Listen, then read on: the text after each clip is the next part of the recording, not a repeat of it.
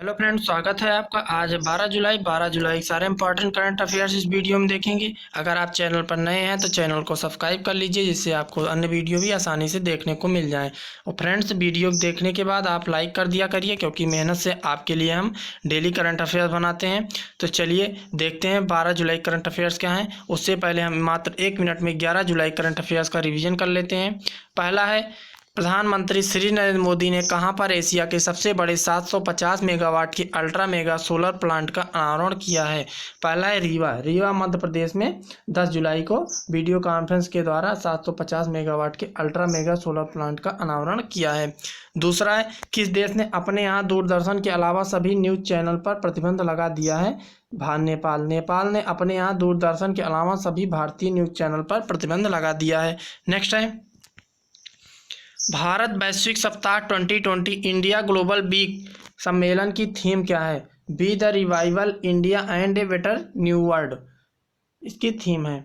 यह कहाँ पर है? ब्रिटेन में इसका उद्घाटन हुआ है, ब्रिटेन में हो रहा है। चौथा है, a book of innovation new beginnings किसकी पुस्तक है? श्री नरेंद्र मोदी की पुस्तक है, a book of innovation new beginnings. Next है, राज्य के बाहर एक संस्थागत ग्राहक को बिजली आपूर्ति करने वाली देश की पहली अक्षय ऊर्जा परियोजना कौन सी है? रीवा सौर परियोजना, जिसका हाल ही में प्रधानमंत्री श्री नरेंद्र मोदी ने उद्घाटन किया। यह मध्य प्रदेश में स्थित है। इससे जो 76% बिजली है वह मध्य प्रदेश विद्युत कॉर्पोरेशन लिमिटेड उपयोग करेगा, जबकि 24% जो है उसे दिल्ली मेट्रो को दी जाएगी। नेक्स्ट है, केंद्रीय संस्कृत मंत्रालय ने किस वर्ष तक national mission for manuscripts NMM के तहत मंगोलियाई कंजूर के 108 संस्करणों के पुनर्मुद्रण के कार्य को पूरा करेगा। मंगोलियाई कंजूर क्या है? कंजूर का अर्थ है संक्षिप्त आदेश या संदेश। यह बौद्ध प्रतिलिपियों पांडुलिपियों दुर्लभ उनका पुनर्मुद्रण किया जाता है नेशनल मिशन फॉर मैन्युस्क्रिप्ट्स के तहत। यह संस्कृत मंत्रालय द्वारा स्थापित एक मिशन है, जिसका स्थापना 2003 में की गई थी। नेक्स्ट है, प्रतिवर्ष 11 जुलाई को कौन सा दिवस मनाया जाता है? तो प्रतिवर्ष 11 जुलाई को विश्व जनसंख्या दिवस मनाया जाता है।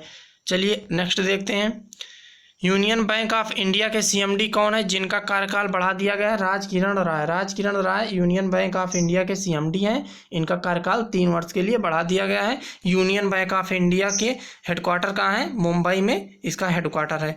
नेक्स्ट है, भारतीय एथलेटिक्स के किस मुख्य कोच को 25 वर्ष से अधिक उम्र होने पर पद से हटा दिया गया है? तो बहादुर सिंह, उत्तर राइट है। अब फ्रेंड्स, हम 12 जुलाई के करंट अफेयर देखेंगे इंपॉर्टेंट, तो डिटेल्स में बताया गया है, आप ध्यानपूर्वक देखिए। पहला है, किस देश द्वारा विकसित पृथ्वी अवलोकन उपग्रह अमेजोनिया 1 भारतीय अंतरिक्ष अनुसंधान संगठन इसरो द्वारा अगले माह लॉन्च किया जाएगा? पहला विकल्प है बांग्लादेश, दूसरा है श्रीलंका, तीसरा है ब्राजील, चौथा इंग्लैंड। करेक्ट कौन सा होगा? तीसरा, ब्राजील द्वारा विकसित पृथ्वी अवलोकन उपग्रह अमेजोनिया द्वारा यह विकसित किया गया है। अमेजोनिया जिसका नाम है, भारतीय अंतरिक्ष अनुसंधान संगठन इसरो इसे प्रक्षेपित करेगा। इसरो के बारे में जान लेते हैं। इसरो की स्थापना 1969 में हुई थी। इसका हेडक्वार्टर कहाँ पर है? बेंगलुरु में है। नेक्स्ट है, प्रधानमंत्री नरेंद्र मोदी की अध्यक्षता में केंद्रीय मंत्रिमंडल ने सार्वजनिक क्षेत्र की 3 सामान्य बीमा कंपनियों की मदद के लिए कुल कितने करोड़ रुपए की पूंजी देने के प्रस्ताव को मंजूरी दे दी है?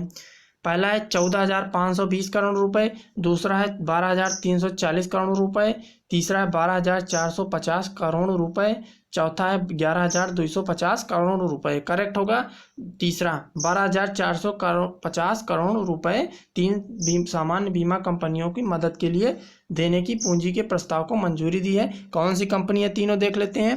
Oriental insurance company limited OICL, दूसरी है national insurance company limited NICL, तीसरी है United India insurance company limited UIICL। इन तीनों कंपनियों को मदद के लिए पूंजी देने के प्रस्ताव पर मंजूरी दे दी है। नेक्स्ट है, इंपॉर्टेंट है, Jawaharlal Nehru tropical botanical garden and research institute कहाँ पर स्थित है? Jawaharlal Nehru tropical botanical garden and research institute कहाँ पर स्थित है? विकल्प पहला है उत्तराखंड, दूसरा केरल, तीसरा देहरादून, चौथा शिमला। करेक्ट ऑप्शन है केरल में Jawaharlal Nehru tropical botanical garden and research institute है। यह चर्चा में क्यों है? चर्चा में यह इसलिए है कि वहाँ पर विशाल आर्किड जिसे आर्किड की रानी या गन्ना आर्किड के नाम से जाना जाता है, या वहाँ पर खिला है, जो वहाँ पे पर्यटकों पर आकर्षण का केंद्र है। इस प्रजाति अपने विशाल आकार एवं टाइगर की त्वचा की तरह दिखने के कारण प्रसिद्ध है। इसको Guinness book of world record में भी दर्ज किया गया है। यह सभी आर्किडों में सबसे बड़ी आर्किड होती है। नेक्स्ट है, एक नियमित परीक्षण के दौरान वन विशेषज्ञों द्वारा कहाँ पर एक दुर्लभ आर्किड प्रजाति यूलोफिया ओबटूसा की पुनः खोज की गई? ऑप्शन देख लीजिए, दुधवा नेशनल पार्क, दूसरा काजीरंगा नेशनल पार्क, तीसरा रीवा मध्य प्रदेश, चौथा उत्तराखंड। करेक्ट है पहला, दुधवा नेशनल पार्क में निरीक्षण के दौरान दुर्लभ प्रजाति के आर्किड यूलोफिया ओबटूसा, जिसे ग्राउंड आर्किड के रूप में भी जाना जाता है, यह पुनः खोज की गई। दलदली स्थानों पर पाया जाने वाला दुर्लभ आर्किड है। इसकी खोज 19वीं सदी में उत्तराखंड में हुई थी। तो चलिए देख लेते हैं इसको क्या है, कहाँ कैसे है, ये देख लीजिए। इसे आर्किड प्रजाति को ग्राउंड आर्किड के रूप में भी जाना जाता है। अब नेक्स्ट देखते हैं, 11 जुलाई 2020 को भारत सरकार के कौशल विकास एवं उद्यमिता मंत्रालय ने कौन सा पोर्टल लॉन्च किया है? पहला असीम, दूसरा निसीम, तीसरा एलईडी, चौथा महाजाप्स। करेक्ट कौन सा है? पहला असीम। असीम को कौशल विकास एवं उद्यमिता मंत्रालय ने लॉन्च किया। इसका फुल फॉर्म क्या है? आत्मनिर्भर स्किल्ड एम्प्लॉयर मैपिंग। क्या है? आत्मनिर्भर स्किल्ड एम्प्लॉयर मैपिंग इसका फुल फॉर्म है। इसका उद्देश्य क्या है? इसके डाटा का विश्लेषण करके नीति निर्धारण में मदद मिलेगी।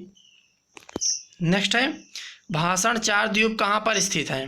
पहला बांग्लादेश, दूसरा श्रीलंका, तीसरा भारत, चौथा इंग्लैंड। करेक्ट है पहला, बांग्लादेश में भाषण 4 द्वीप स्थित है। यह निर्जन द्वीप दक्षिण पूर्व बांग्लादेश में हटिया द्वीप से लगभग 30 किलोमीटर पूर्व में स्थित है। भाषण 4 द्वीप को थेंगार 4 द्वीप या 4 पिया के रूप में भी जाना जाता है। यह द्वीप 40 वर्ग किलोमीटर क्षेत्र में फैला हुआ है। यह चर्चा में क्यों है? क्योंकि वहाँ पर मुस्लिम उइगुरों को बसाया गया था। यह एक रिस्की जोन है, जहाँ से तूफान, समुद्र की लहरें आने का खतरा बना रहता है। ये 2 दशक पहले हिमालय की गाद के द्वारा इसका निर्माण हुआ था। नेक्स्ट है, नेशनल फिश फार्मर्स डे कब मनाया गया? नेशनल फिश फार्मर्स डे कब मनाया गया? 9 जुलाई, 4 जुलाई, 11 जुलाई, 10 जुलाई। करेक्ट है 10 जुलाई को। 10 जुलाई को हर वर्ष नेशनल फिश फार्मर्स डे मनाया जाता है।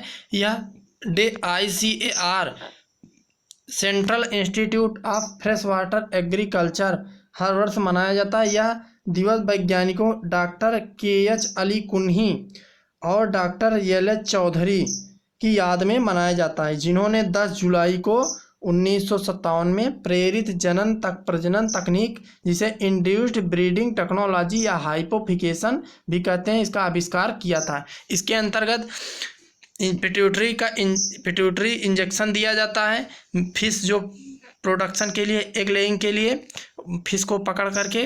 तो इस टेक्नोलॉजी की खोज 1957 में 2 डॉक्टरों ने किया था, जिनका नाम डॉक्टर KH अली कुन्नी है, डॉक्टर HH चौधरी है। इनकी याद में मनाया जाता है 10 जुलाई को फिश फार्मर्स डे। चलिए देखते हैं नेक्स्ट, किसे हॉकी इंडिया का नया कार्यवाहक अध्यक्ष नियुक्त किया गया है?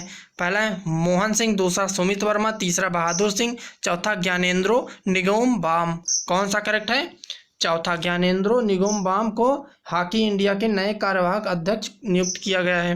नेक्स्ट देखते हैं, हाल ही में UK में आयोजित 3 दिवसीय वर्चुअल इंडिया ग्लोबल वीक 2020 के उद्घाटन सत्र को किसने संबोधित किया है? डॉक्टर APJ अब्दुल कलाम, राकेश सत्याल, तीसरा विद्या माथुर, चौथा नरेंद्र मोदी। करेक्ट कौन सा का? नरेंद्र मोदी प्रधानमंत्री ने हाल ही में इंडिया ग्लोबल वीक 2020 के उद्घाटन सत्र को संबोधित किया है। नेक्स्ट देखते हैं 10वां, इस साल सितंबर में होने वाले एशिया कप को अब जून 2021 में किस देश में आयोजित किया जाएगा? पहला है बांग्लादेश, दूसरा श्रीलंका, तीसरा भारत, चौथा इंग्लैंड। करेक्ट है श्रीलंका में होगा।